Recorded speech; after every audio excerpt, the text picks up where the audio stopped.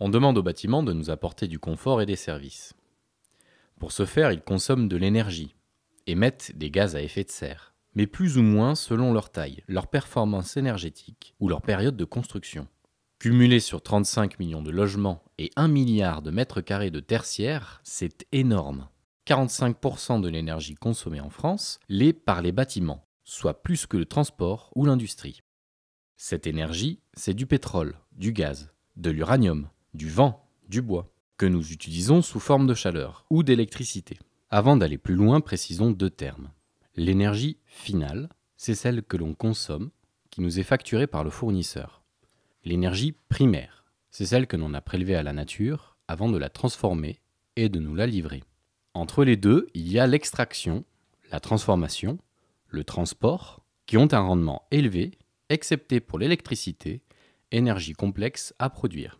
Cette réalité fait que pour l'électricité en France, 1 kWh d'énergie finale est égal à 2,58 kWh d'énergie primaire, alors que pour le gaz et les produits pétroliers, 1 kWh d'énergie finale est égal à 1 kWh d'énergie primaire. Revenons à nos bâtiments. Nous y consommons de l'énergie pour le chauffage, la cuisson, l'éclairage, la production d'eau chaude, la climatisation, leurs auxiliaires, pompes, ventilateurs, et l'ensemble des autres appareils électriques, ordinateurs, frigos, machines à laver, tout ceci pour une facture annuelle d'environ 2 000 € par logement. Facture qui varie de 1 à 3 selon la performance du bâtiment, le comportement des usagers. Mais comment s'exprime la performance énergétique d'un bâtiment ?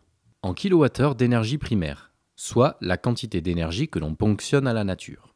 Généralement par mètre carré Shone, surface hors œuvre nette. Et pour une année. Et cela pour ce que l'on appelle les 5 usages ou 5 usages réglementaires, soit le chauffage, la climatisation, l'eau chaude sanitaire, l'éclairage et leurs auxiliaires.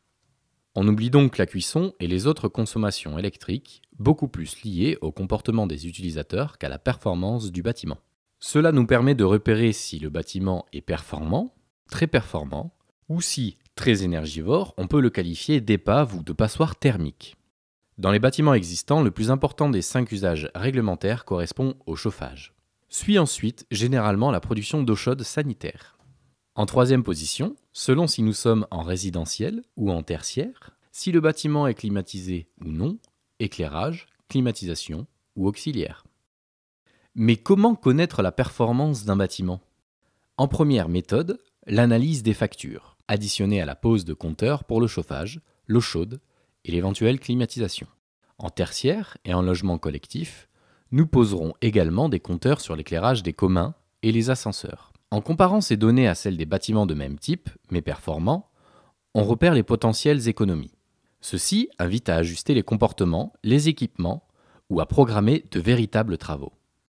Autre méthode pour comprendre le fonctionnement d'un bâtiment, l'audit énergétique. En repérant les principales fuites de calories, il permet entre autres, lors d'une rénovation par étape, de hiérarchiser les travaux à réaliser. Par exemple, pourquoi commencer par changer les fenêtres si tout part par la toiture ?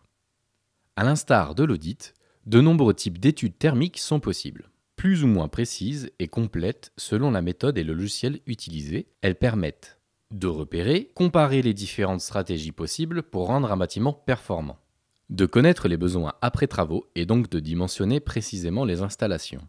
Parallèlement à ces initiatives, la loi impose de renseigner la performance énergétique de certains bâtiments. C'est l'objet des DPE, diagnostics de performance énergétique. Le diagnostiqueur, suite à une étude sommaire, renseigne alors la performance du bâtiment sur une double étiquette, énergie et gaz à effet de serre.